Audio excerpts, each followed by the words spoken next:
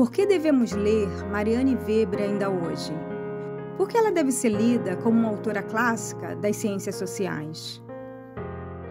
Porque a Marianne Weber está reivindicando algo que a sociologia abandonou ou não prestou muita atenção, que é o direito.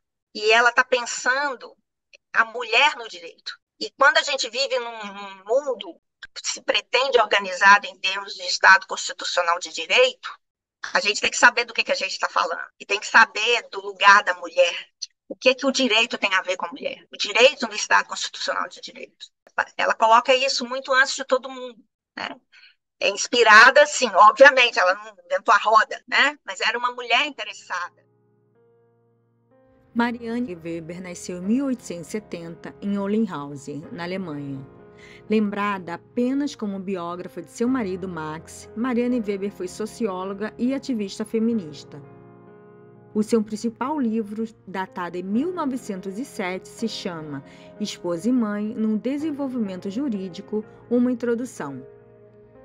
Em 1919, ela foi a primeira alemã eleita para uma Assembleia Estadual pelo Partido Democrático Alemão e, no mesmo ano, foi eleita presidente da Federação das Associações de Mulheres Alemãs. Dentre seus livros destacam-se As Mulheres e o Amor, Vida Plena e sua autobiografia Memórias de uma Vida. Marianne Weber sobreviveu ao nazismo e à guerra, falecendo em 1954.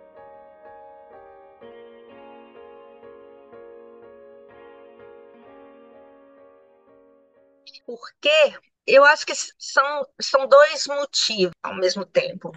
Um que é uma razão muito pessoal. Ela optou num determinado momento por se dedicar a organizar a obra do marido. É uma opção que ela faz. Então, você imagina que se ela tivesse prosseguido, né? Mas ela dá essa pausa. O outro motivo é porque eu entendo a recepção, a perspectiva da Marianne dentro da Liga das associações feministas femininas na época, ela divergia muito do que estava acontecendo ali naquele momento, né? Um domínio mais da perspectiva, os movimentos femininos mais dominados ou pela perspectiva marxista ou pela perspectiva libertária da nova ética sexual.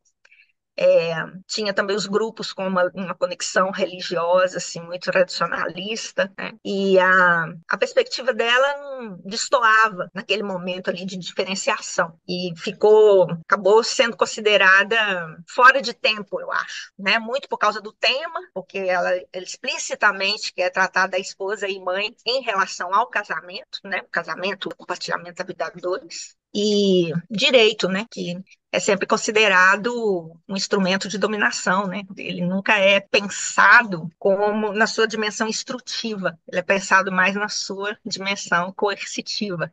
Está preocupado com isso. Mas aquilo não tinha lugar dentro da Liga naquele momento.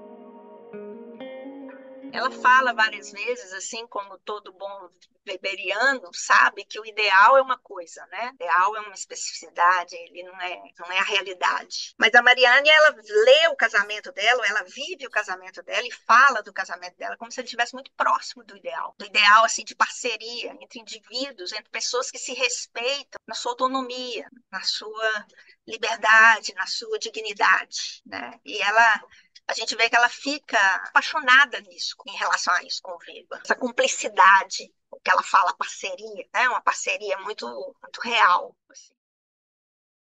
Isso é tão interessante, porque as pessoas têm uma dificuldade enorme de compreender o grau de modernidade que era a relação de Max e Marianne. Porque admitir isso coloca as pessoas em diversas arapucas, assim. Primeiro, a ideia de que a Marianne seria uma moralista, que ela seria a perspectiva dela, uma perspectiva burguesa, moralista, liberal, no mau sentido. E segundo, porque você teria que ter uma compreensão mais generosa do que era o próprio Marx. A relação deles era uma relação muito única, num sentido muito bonito. Eles tinham um casamento aberto, é uma coisa que para hoje, né? Aí todo mundo fala assim, os chifres do Weber, os chifres... Não, eles tinham um casamento aberto, né? Ela promoveu, editorou o marido, né? E Mariane era uma figura política reconhecida, atuante no parlamento, atuante no partido político, atuante nas associações feministas. Ela manteve um clube, que era um clube de intelectuais, que se reunia como se fosse uma instituição acadêmica. Produziu, publicou, né, escreveu sobre casamento, mulher e esposa. Um livro do século XIX que seria importantíssimo se a gente tivesse ele em mãos para a gente poder debater em sala de aula. Porque essa discussão de que esse tema é novo, começou agora, isso está chegando para a gente, vamos nos adaptar, isso vai continuar acontecendo. A Mariane era muito famosa. Durkheim resenha Mariane.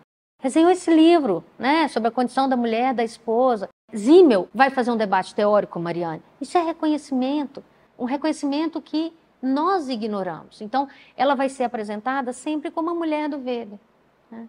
Ela não vai ser a Marianne Schnitzer. Ela vai ser a Mariane Weber, né? Por coincidência, é o mesmo M. Weber. Mariane era muito mais acadêmica que Weber, nesse sentido, né? Ela tinha um ciclo de estudos, ela saía para as palestras, as convenções, frequentemente, advogada da ideia de que a formação é uma forma de liberdade da mulher, né? A mulher tem que estudar. É por aí. É importante, né? A história contada é essa. Sem Mariane Weber, a gente não teria Max Weber, ou teríamos o Max Weber de outra maneira. Ela funda, quando vai para Heidelberg, na casa onde o Max nasceu, né? Ela funda o Círculo de Estudos, que foi uma verdadeira instituição, mantida por ela durante 30 anos. E para esse círculo de estudos, acorriam todos os intelectuais na época. As pessoas iam para lá para apresentar seus trabalhos, discutir seus textos, né? Tinham ali leitores, ouvintes das mais diversas áreas, então muito interdisciplinar, né? Muito aberto e contato com todo mundo. Na Liga das Associações, dos diversos grupos femininos ali, que eram diversas intelectuais, eram diversas pessoas também, muitas mulheres casadas com intelectuais também. Por causa de Marx também tinha um trânsito ali, então, em outros círculos intelectuais, né? Conhecia muita gente, ciências humanas, digamos assim, das Geistwissenschaften, né? Então, filósofos, sociólogos, historiadores, juristas, artistas. Alguns laços duraram a vida toda. Por exemplo, o laço, a amizade dela com Simmel e com a Gertrude Simmel é uma amizade muito mais forte por parte da Mariane do que por parte do Max. E ela e a Gertrude Simmel tinham coisas em comum, embora assim, divergiam muito com relação a vários aspectos, né? Tem essa noção de indivíduo,